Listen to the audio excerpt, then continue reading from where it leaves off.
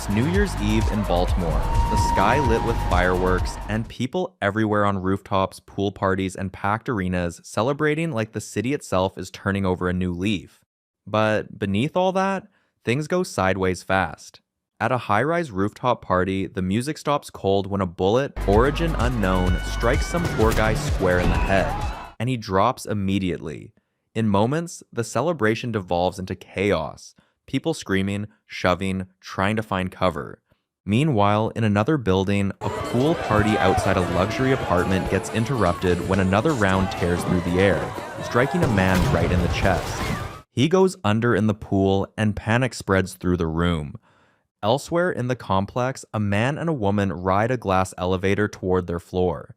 She notices movement and hears screaming from below, but before she can process it, a bullet shatters the glass and hits the man next. He crumples, and she screams, frozen in shock. Even the packed hockey arena isn't spared. Mid-game, a player collapses on the ice after taking a bullet, and the crowd's cheers flip instantly into a deafening panic as everyone scrambles for the exits. Meanwhile, Officer Eleanor Falco gets a call at a downtown diner, the manager reporting a disturbance. When she arrives, he explains that some tipsy lady is harassing customers and refusing to leave. To prove his point, he steps up to escort her out, but she snaps at him, telling him not to touch her. Some snitch at the counter jumps in, insisting the manager's the problem, pointing out that the lady already paid and has every right to finish her meal, New Year's Eve or not. The cop tells the woman that bringing her own booze into the diner is a no-go, and she just scoffs, suggesting the officer try eating the food sober. Trying to keep the peace, Eleanor offers to let her finish, but the buzzkill refuses, saying she's overstayed 3 hours and needs to leave. Just as the tension hangs thick in the air, Eleanor's radio crackles to life with a G25 Code 3 call, sending all available units rushing to Hopkins Plaza. On the drive over, Eleanor's police radio crackles with constant updates by dispatchers relaying fresh casualty counts from multiple scenes. The situation is escalating by the minute. Her next call takes her to a residential complex, a report coming in about a teenage male down from what's believed to be a sniper round. When she enters the apartment, the scene is immediately heavy with grief. The mother has him cradled on the living room floor, refusing to release the body. Eleanor explains in as calm a tone as she can muster that she needs to process the scene and log it for evidence. Naturally, the mother's grip only tightens. So, the cop points out that the daughter is still alive and waiting, and that she can escort both to safety, and after a tense pause, the woman finally relents. Forensic ballistics specialist Mackenzie arrives at Hopkins Plaza and sets up a laser trajectory analysis rig, calibrating it to trace a bullet's origin. Across Baltimore, other teams deploy similar laser grids at separate crime scenes. When overlaid, the beams converge on the 17th floor of a high-rise apartment building less than a mile away, clearly indicating the sniper fires from that location. Before a tactical team can mobilize, the 17th floor erupts in a violent explosion. Eleanor races to the scene, where residents flood out of the lobby. She works to secure the perimeter, alerting officers that the suspect may blend in with evacuees. Another patrolman, however, raises concerns about potential secondary devices inside. Consequently, evacuating the building takes precedence. Eleanor directs an officer to log every person exiting, building a suspect catalog for later facial recognition scans. Fire crews arrive and push through smoke-filled upper floors. She joins them, climbing through thick haze toward the 17th floor. Her breathing grows heavy from the dense smoke. Firefighters force entry into the suspect's apartment, and she steps inside, instinctively heading for an open, shattered window to find breathable air. She leans on a charred wooden beam for support, but the poor excuse for a pillar splinters under her weight, sending her plunging toward the street below,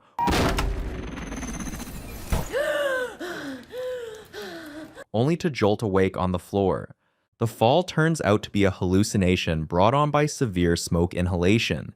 Mackenzie, already on scene, resuscitates the dazed agent, slipping an oxygen mask over her face before handing her off to the paramedics.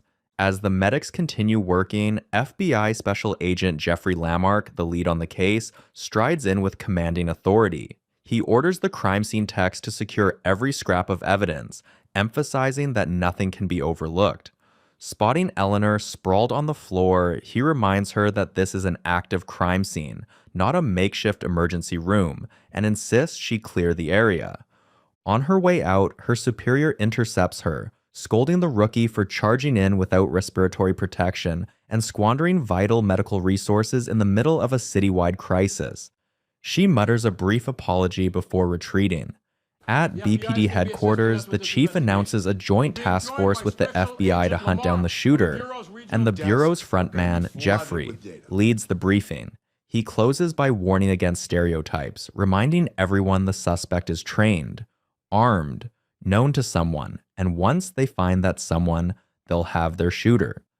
Afterward, the coffee tray wrangler of the hour runs into Officer Garfield in the break room, and their mode of debate heats up fast. The passing G-man hears it, cuts in, and pulls her aside. In the corner, the Fed in charge asks why the killer took 29 lives with no connection. She says it was for enjoyment. How do you know? He killed 29 people. Otherwise, he would have stopped it. When he presses, asking why the spree stopped, she replies he'd had his fill and will strike again. Her insight leaves the veteran quietly intrigued.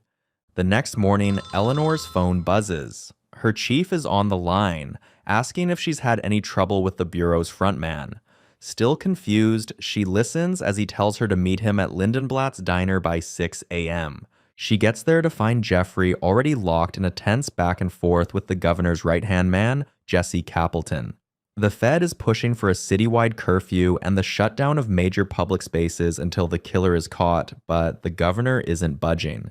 Jesse backs his boss, arguing that locking down the city for a gunman who might have already skipped town is neither practical nor politically smart. The pitch dies on the table and number 2 heads out. Eleanor slides into the booth across from the G-man, but before he can explain why she's here, Mackenzie walks in. Geoffrey plays host with a quick reintroduction, then cuts to it. He wants the coffee girl on his team as his personal liaison to the BPD. In his words, the only people he trusts are her and the field medic. Geoffrey escorts the duo to the Bureau's office, where a briefing is already underway.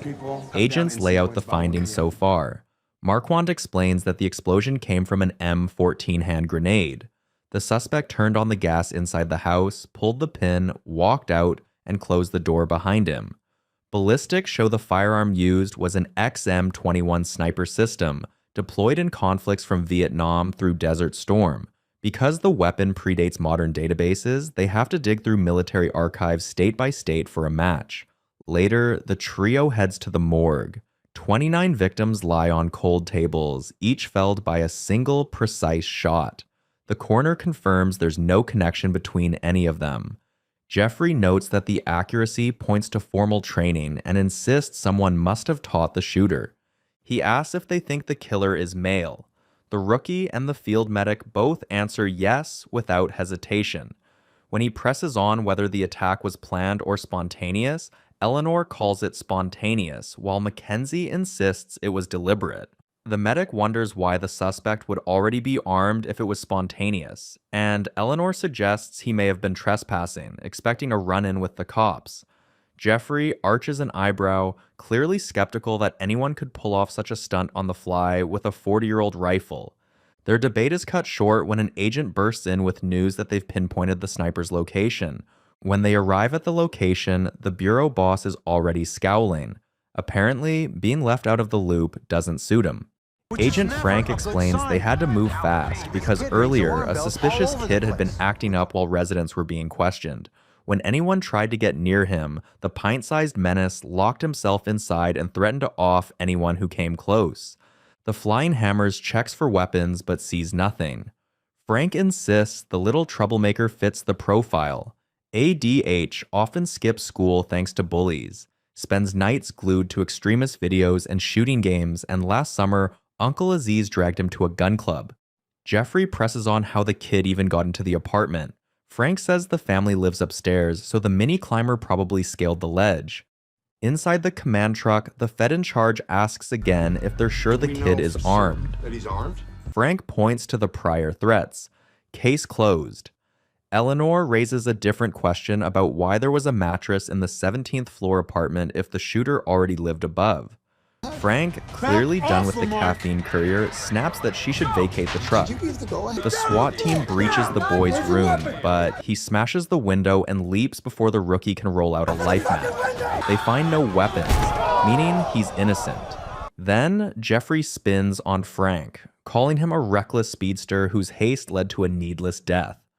Back at the bureau, the Fed in charge, the field medic, and Eleanor question the three painters from the 17th floor unit, but their answers lead nowhere. Eleanor sifts through CCTV footage and evacuees phone videos from that night, but facial recognition flags nothing unusual.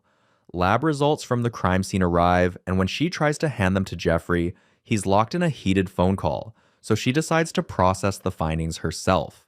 Later, when he discovers she withheld them, he lashes out, mocking her educational background, calling her a beat cop without a degree, and accusing her of making judgment calls he should have seen first.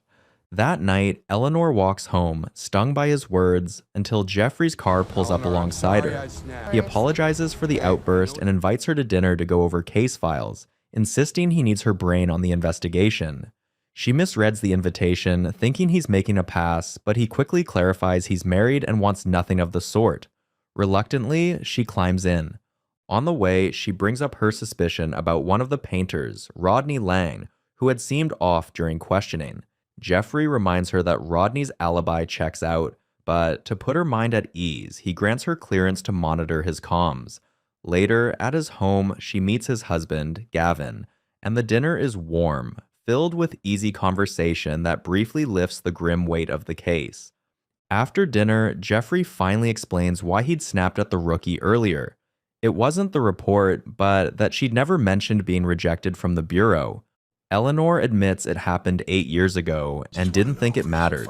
He presses, pointing out she had aced both her observation and knowledge tests, but her psychological evaluation had ended her chances. She'd been labeled aggressive, addictive, and antisocial, the sort of profile the bureau arrests, not hires. Geoffrey leans back and tells the sharp-eyed detective that the same fire driving the people they hunt isn't so different from hers, and he needs her to channel it to bring a fresh perspective to the investigation. Meanwhile, at a mall, a man steps out of a boutique fitting room to test his new clothes. A hooded stranger slips in and steals his original clothes. Fabric Ninja heads to a bathroom, stripping down and washing himself at the basin. A passerby notices the odd behavior and alerts the janitor, Full body wash in the basin back there? who then calls security. By the time guards arrive, he's gone, but they're also told about the victim whose shirt was stolen. Cloak Bloke drifts toward the food court with a box of vegetables, settling at an empty table where he pulls apart a leftover burger, tossing the meat and keeping only the greens, while a few women watch with clear irritation. Before he can finish, mall security blocks his exit and demands to search the bag. And though he calmly insists he just wants to go home, the moment they press further, he suddenly pulls a gun and opens fire, revealing himself as the sniper. Open the bag. Open the bag. Fuck! Elsewhere, Eleanor is pressing an arms dealer for information on vintage rifles, warning him that withholding details could land him in trouble if the weapon was sold to the bang artist. Before she can break through his resistance, her phone rings that there's been a bang work. She races to the mall, finding chaos and several victims sprawled across the floor, then links up with Geoffrey and the team's tech whisperer to review the surveillance footage. The sniper stays cautious, never flashing his face or leaving prints, and the only real clue is that before the attack, he dumped his old clothes into a trash bin. The gadget guru rushes off to retrieve them, only to find the cleaning crew had already cleared it out and the dump truck was long gone.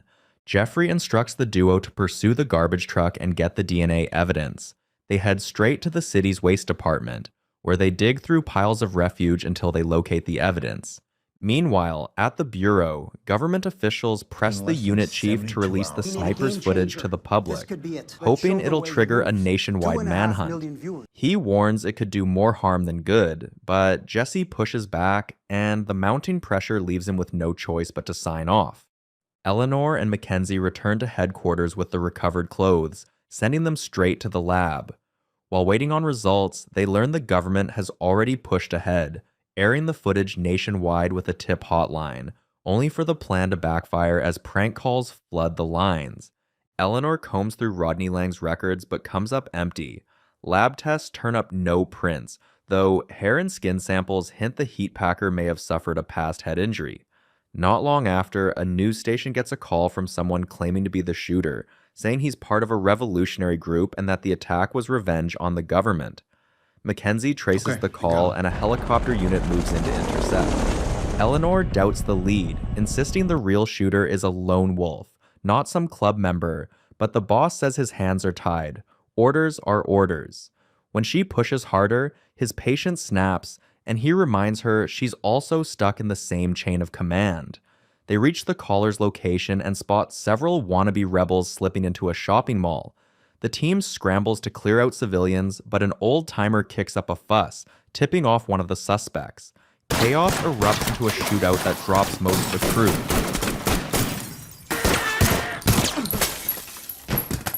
Leaving only one prank soldier taken down with a taser. Under questioning, he admits the whole thing was a joke that got way out of hand. Back at the Bureau, the review board hauls in the boss, grilling him over the decision to blast the surveillance footage on national TV. He swears he was against it, but they still stick him with the blame, saying the final call was his. They go further, suggesting his dry trail might be thanks to bringing in the wrong kind of help, pointing right at Eleanor's educational background as Exhibit A. Geoffrey jumps in, defending her investigative chops and promising that if he stays led on the case, he'll land the suspect. The board still yanks him off it. Later, while soaking in the tub, Eleanor freezes mid-thought, eyes locked on the ceiling as a realization smacks her. She bolts out, throws on clothes, and heads straight to Rodney Lang's place. He's caught off guard but lets her in, and she lays into him, accusing him of farming out his painting gigs so he could stack more jobs, demanding to know who he hired since she believes the sniper came from that crew with access to the apartment building. Rodney tries to play clueless until his wife steps in and pushes him to spill.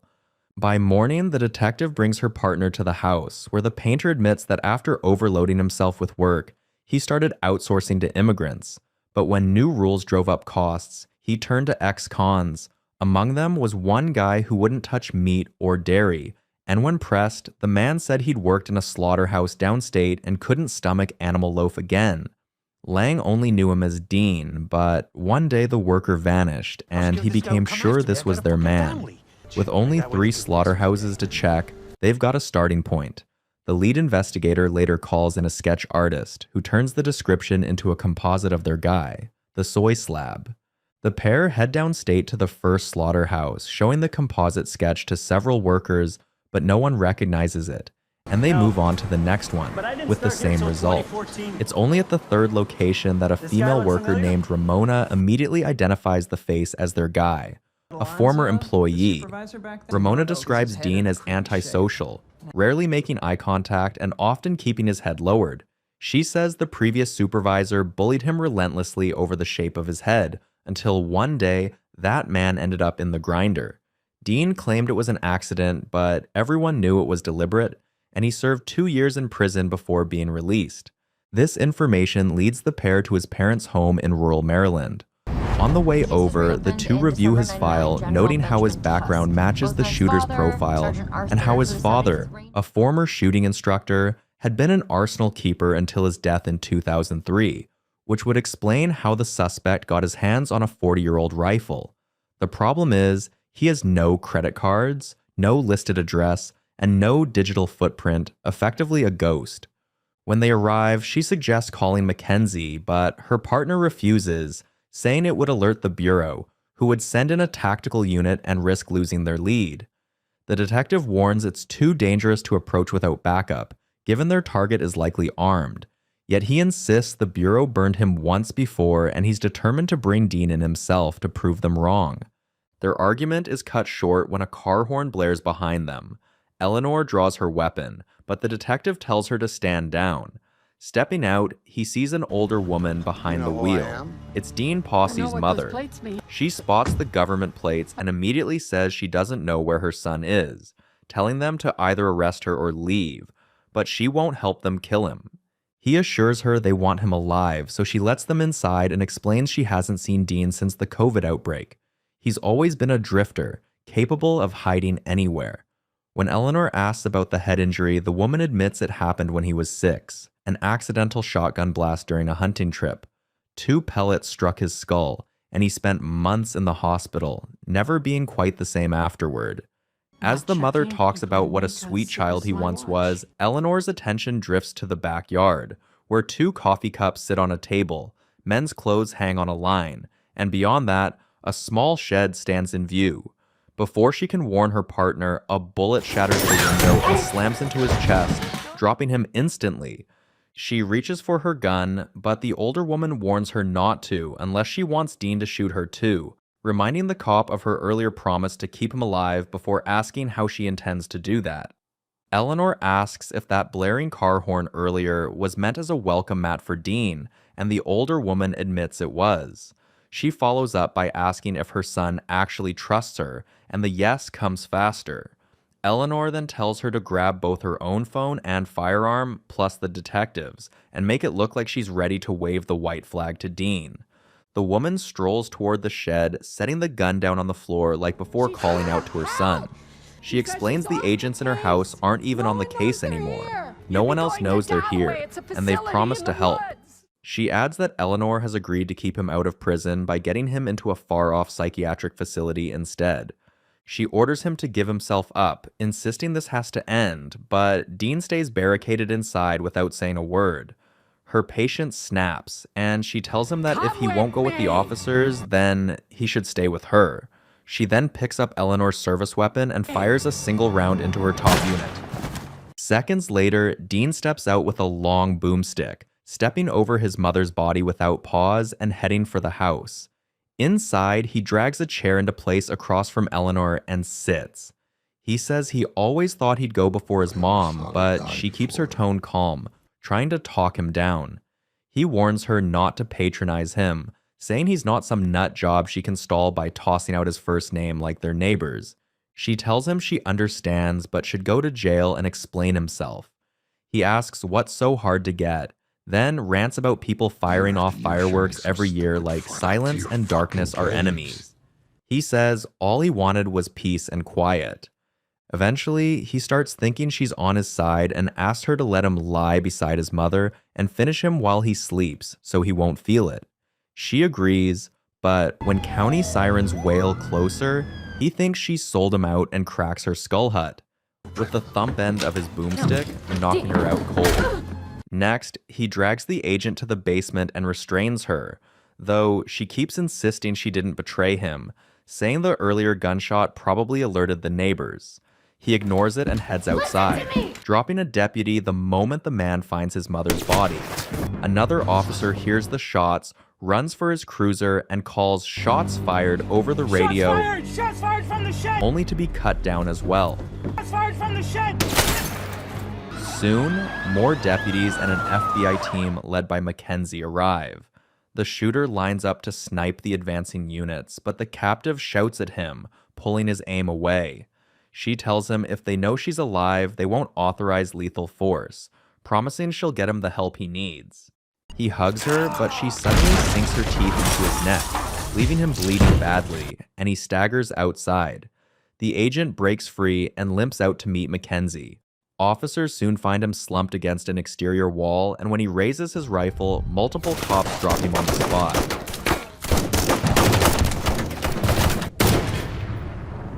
Later, at FBI headquarters, she's offered an intelligence analyst desk in exchange for signing a non-disclosure agreement about the investigative blunders that led to Geoffrey's demise. She agrees only after securing a posthumous Medal of Valor for her fallen partner, his full pension for his husband, and an upgrade to special agent instead of desk jockey. They sign off on it, and she leaves in silence, the voices of her late mentor still rattling around her personal noggin.